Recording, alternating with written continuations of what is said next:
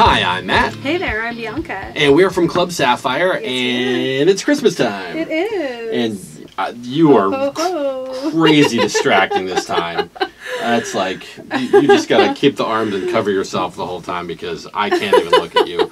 I know I talk about this all the time and I have a problem with this, but Jesus, that is... Wow. You look clean up pretty well too. Thank you. Yeah, and this tie I picked out for you, which I love. Because it's silk? No, it's velvet. Whatever, velvet. One of the touchy ones. One of the touchy ones. Yeah. I tried to get him to buy velvet pants. I'm like, the women won't keep their hands off of you. But he didn't want to buy the velvet pants. Not for this event. Not for this event. Yeah. But maybe for something. Maybe Valentine's Day or something. There you go. Yeah.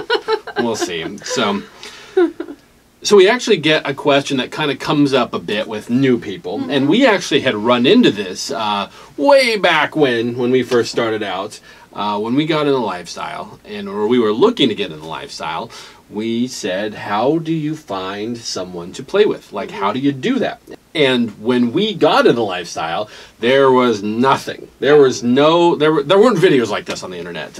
Very old, outdated information on the internet if you tried to look something up. Right, exactly. There were some websites that were starting to pop up. I mean, this is only 8 or 9 years ago, but they were starting to pop up with the different dating software, that type of thing. But there really wasn't information on how the heck you do it. No. So we had to figure it out ourselves. And one of the questions that we were thinking when we were getting into it was, how do you find another person to play with, another couple to play with? Now, keep in mind, I didn't even know, I mean, I don't know about you, but I didn't even know that the lifestyle was a thing.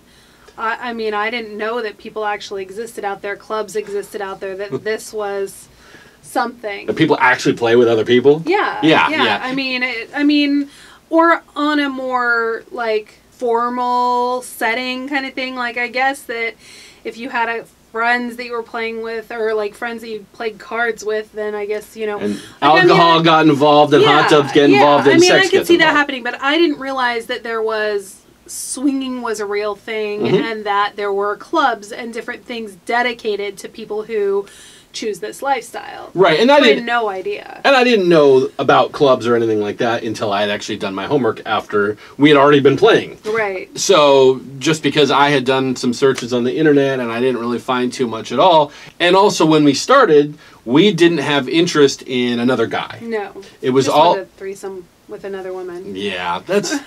I love you, honey. Yeah. Yeah, she just... At the time, she had never played with another woman. You had never had your college experiences where you're touching each other's nipples or whatever girls do. And so you were curious about that. And obviously, I wanted to see that, and I wanted to be with another woman and have a threesome. Like, who wouldn't? That sounds amazing. That's every husband's dream. But we had no idea how to do that. And so one of the questions was, how do we find someone, and do we pay for someone? Yeah, we were thinking about going to Vegas and getting a prostitute, or going on Craigslist and getting a prostitute. We just had, that was something that we discussed for quite a long time. Just how do you find another person? Right, and we didn't know. And that was a serious question of, like, let's go down to Vegas, or even though it's not legal in Vegas, let's go out to Hump, what is the name of the town? It's Hump something. I don't know. I'm sure someone out there knows. Hump something, right outside of Vegas, where it's perfectly legal. Go to a prostitute farm. I know that's not the right word. Go to a cat house. That's what they said in the 1800s. Go to a cat house and find a woman that would be willing to play with us because we're giving her hundreds of dollars. Yeah, and obviously, legalities and things aside, it's perfectly okay down there. And so we seriously thought about that, and we're trying to figure if that's what we needed to do. It ended up where we didn't do that. We ended up going down to a resort where we found other swingers there. Not knowing that there would be swingers there, but also not knowing that we would have an experience there. Right. We went there. We went in going because they had a topless pool and a sexy vibe and no kids. And then the more you read about the place, the more you realized there were swingers that would go there. Right. So you said that we might be able to have an experience with our threesome here because because swingers do go to this resort and Right. that kind of stuff. So we figured we might be able to have an experience there. Exactly. So we ended up going that direction. However, we have over the years we have talked to many, many couples that have actually done that, who have gone down to the Vegas area, or they've gone somewhere else in the world where prostitution is legal, and have found a woman or even a couple. There was someone just recently on the internet we were reading about that was brand new to the internet. Brand new to the internet. This is AOL. No, they were brand new to the lifestyle, and they just like so many of you watching, they're just dipping their toes, they're just researching, and they thought, hey, maybe that's a good idea to do that, and they actually were able to find a couple that was willing to play with them in exchange for right goods and or they services. charged hourly, but then there was also you got a discount if they stayed the night. Right. So After so many hours. Well, Sure. It's a quantity discount. It's perfectly well, fine. you got to figure out how to budget it in, right? Yeah, that's right. That's right. Depending on your, the couple, you got to like pay for a babysitter. Someone's got to pay for the hotel if you're going to a hotel. Right. Because I don't know about you, but I wouldn't want just like random prostitutes coming to my house. Okay. Oh, well, I have some explaining to do. all you then. random people come to our house, but like random prostitutes for whatever reason, I have a problem with that. That's where I draw the line. Okay, all right. But if you know them, if they're like friends of yours, because we've had people we don't know over to our house before, and it's not always a good thing. It's true. It's true. So there are couples that do that. And there are positive and negative ideas behind that. The positive is, you can get it out of the way. And it's like you lose your V card all over again. Yeah. It's an L card, lifestyle card. Yeah. And when you're done, they're going to stamp a passport for you right. and send you on your way. And then your next experience, you'll get another stamp in your passport. That's right. And then if you meet a couple online or whatever it might be, then you just show them your passport and you say, "Oh, I've done this before." Right. And they're like, "Okay, you can come in." Yeah. Yeah. That's how we used to do our house parties. That's right. Yeah. A passport will be actually kind of cool, though. I'm listening. Could you imagine if there was a swinger passport? Okay. And like everybody had their own special stamp. Like ours would be glittery. Maybe like lips, glittery pink lips. Like or with a B or something. Something like that. Sure. Well, it's gotta have U in it too. Okay. So a little B and M or something or whatever. M and B. And then like every time we have sex with them, we stamp their passport. Right. And they can like one day when they're nostalgic and like in the resting home or the nursing home, they can be like, "Oh, remember all these people that I had sex with because they're in my passport." And if we stamp their book like 6 times, they get a free coffee. Free coffee. Yes. Score.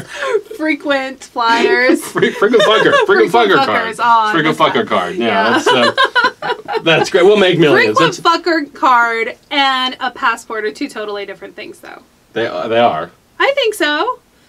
A passport is a lot of people. A passport is just, you're going to have a lot of stamps in there, hopefully. Sure. A lot of stamps in there.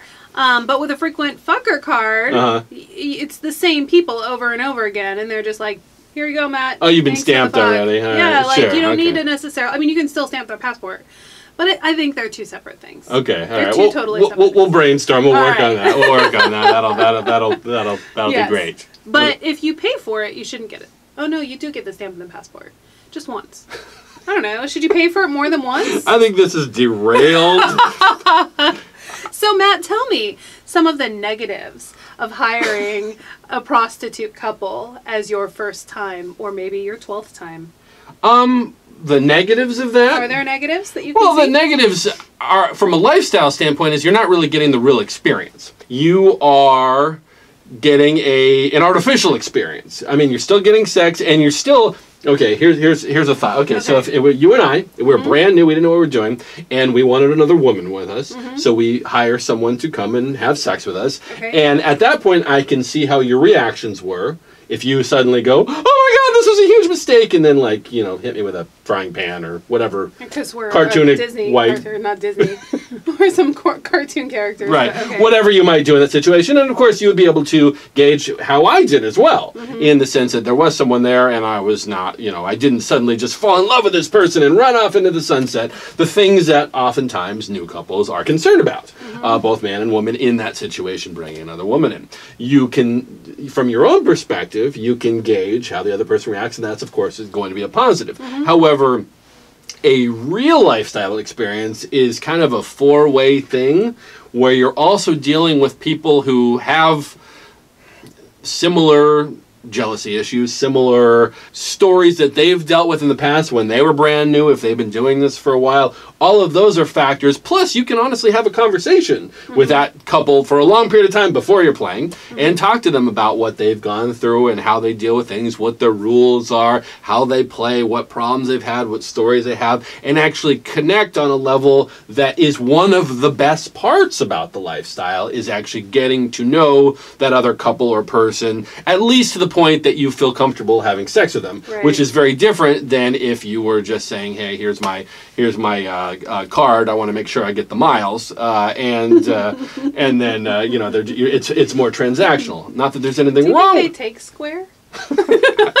I don't know. I'll have to ask around, find out if that's true. It's like we're a cashless society. I know, right? But when you said that, I was like, yeah. I mean, you would want the miles. Sure. But do they take Square? I don't know. That is a legit. Maybe it's Venmo now. It's Venmo. But then you're not going to get miles. Sure. Yeah. Okay. I gotta watch that. Thank you. Thank you. You're welcome.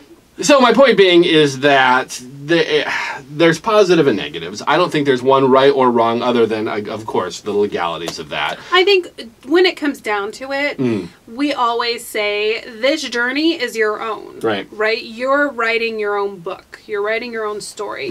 And what works for you is not necessarily going to work for us or work for someone else. So you have to really think about what, if this is something that, if you want to just get it over with and hire someone and do that, and you got plenty of money to spend on that, go for it. I don't think anybody would judge you, or nobody would, like, if I met a couple tonight that said, oh yeah, we've, played with one couple, but we paid them, I'd be like, oh cool, tell me the details. Do they take Square? Yeah. I wouldn't look down on them or think negatively. No, we've had conversations with anybody that did that. So, again, it's just, it's figuring out what works for you and your story, the book that you're writing on your relationship. If it's, if that's the only way that you feel you're going to be comfortable in dipping your toes in, and making sure that there is no connection whatsoever after tonight. Right. Once she walks out the door, we're never going to see her again, never going to hear from her again. That's what we want from our relationship. So that is a good way to make sure that doesn't happen. Right. Don't tip her too much, because then she'll want to come back. She's going to text you and be like, hey, how's it going? My account's kind of low. No, seriously. It's a good thing. And it's a good thing when there are couples and single women that do this type of thing, because there are a lot of situations. Another situation that would be a good example would be if we felt we weren't physically attractive enough to have other couples want to play with us, which is a whole other ball game. But it would be, we're brand new. Would you be okay with me playing with a gorgeous supermodel who you think is hotter than you? And then there's a whole other question mark as far as that's concerned. But I've always really wanted to play with a supermodel. Please, honey, please, my birthday's coming. Type of thing. You're like, well, okay, let's do this. That you could do that if you don't think that you could get a supermodel in a normal play situation, for example. That would be a time that there is a situation where you can accomplish your fantasy and check mark it off. Sure. Not a bad thing. Yeah. Not a bad thing. I like the whole experience of the lifestyle. The sex is amazing, and obviously that's the end goal. But realistically, most places like Club Sapphire, they say this all the time, this is more of a social club than a sex club. Sex happens, but a large percentage of the groups here on a random night don't play at all. Right. They just love to socialize. Many times we've come here and we've just socialized with people because we don't feel it that night, or we're tired, or whatever the reason might be, and we just hang out for a few hours, talk to people, see our friends. It's amazing. And then we go home. And then we have sex with each other. Or we have sex with each other here. Yeah, we usually have sex with each other here because by the time we get home, we're afraid we'll be too tired. And that's true. Yeah, perfect. So I hope this was an interesting conversation. Well, can I say why I wouldn't want to choose to pay for sex? Yeah. Because I'd rather spend that $200 on shoes. Yeah, you would. You would. That's right. Shoes are more important to you than sex. Well, welcome to my life. Yeah, I didn't say that was more important than sex. Oh. I'm just saying I can have my shoes and fucking too. Because if I don't pay for the sex, then I can use that money for shoes. I understand. That is a legitimate argument. It is. No. I'm totally agreeing with you. And with that, make sure that you do check out www.clubsapphire.net. Check out all the amazing events that are coming in the new year. We're very excited. New Year is coming. New Year's Eve is coming, and I think it's almost sold out. So if you get your tickets, buy tickets now. Yeah, that's right now. Right now, right after we're done, and then watch another one of our videos afterward. And subscribe and like and click all the buttons. Exactly. And when you do go to clubsapphire.net, make sure you do check out helping and volunteering here, because they always need volunteers. Always good opportunities. It's a good idea, and of course you get credits for future parties. And you get to meet people, especially if you're newer. It's a great opportunity to get to meet a bunch of people. You work for a little while, you get to chit chat with people, kind of like get your feet a little wet, and then once your shift is over, you go and say, get your vagina a little wet. Talking to you, and now I'm done working. It's a good idea. I agree. Yeah. I agree. Yeah. All right. Well, thank you so much for watching, and we'll see you next time.